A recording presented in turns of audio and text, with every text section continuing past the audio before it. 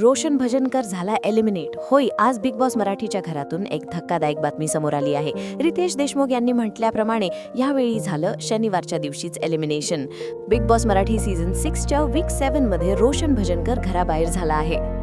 सतत टोळीमधून राहून त्याचा गेम दिसत नाही आहे, हे असं खूप वेळा बोलून देखील त्याने टोळीविरुद्ध जाऊन गेम खेळला नाही. अखेरीस प्रेक्षकांनी रोशनची साथ सोडली. दिवसा हमाली काम आणि रात्री बॉडी बिल्डिंगचं स्वप्न पाहणारा हा स्ट्रगलर आज लाखो लोकांच्या हृदयात जागा करून गेला. त्याची शांत पण दमदार खेळी, प्रामाणिकपणा आणि मेहनतीची कहाणी प्रेक्षकांना खूप भावली होती. घरात त्याने नेहमी स्वतःचा गेम प्रामाणिकपणे खेळला.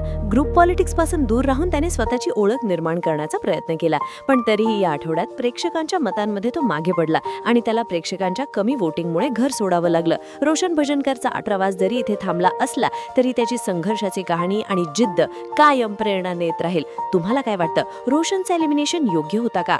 कॉमेंट करून नक्की सांगा.